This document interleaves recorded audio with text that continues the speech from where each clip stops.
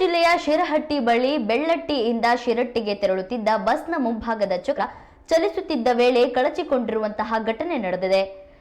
ಅದೃಷ್ಟವಶ ಚಾಲಕ ಸಮಯ ಪ್ರಜ್ಞೆಯಿಂದ ಭಾರೀ ದುರಂತ ತಪ್ಪಿದ್ದು ಪ್ರಯಾಣಿಕರು ಪ್ರಾಣಾಪಾಯದಿಂದ ಪಾರಾಗಿದ್ದಾರೆ. ಡಕೋಟಾ ಬಸ್ಗಳ ಬಳಕೆಯ ಬಗ್ಗೆ ಪ್ರಯಾಣಿಕರು ಆಕ್ರೋಶ ವ್ಯಕ್ತಪಡಿಸಿದ್ದಾರೆ. ಜೊತೆಗೆ ಹೊಸ ಬಸ್ಗಳನ್ನು ಒದಗಿಸುವಂತೆ ಒತ್ತಾಯಿಸಿದ್ದಾರೆ. ಇದು ಟೈರ್ ಹೊರಗೆ ಬಂದಿದೆ ಸರ್. ಅದು ಖಾಲಿ ಅವೆಲ್ಲ ಹೊರಗೆ ಬಂದವ್ರಿ. ಹೇಳ್ತೇನೆ 859 ಸರ್. 0859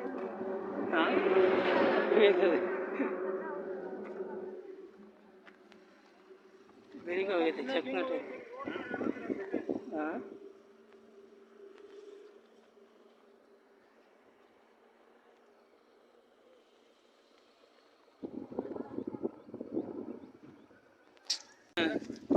ಇದು ಟೈರ್ ಹೊರಗೆ ಬಂದಿದೆ ಸರ್. ಅದು ಖಾಲಿ ಅವೆಲ್ಲ ಹೊರಗೆ ಬಂದವ್ರಿ. ಹೇಳ್ತೇನೆ 859 ಸರ್. 0859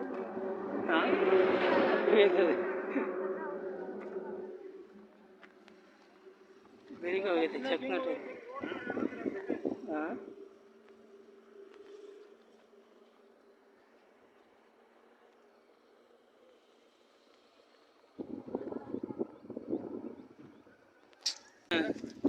ಇದು ಟೈರ್ ಹೊರಗೆ ಬಂದಿದೆ ಸರ್. ಅದು ಖಾಲಿ ಅವೆಲ್ಲ ಹೊರಗೆ ಬಂದವ್ರಿ.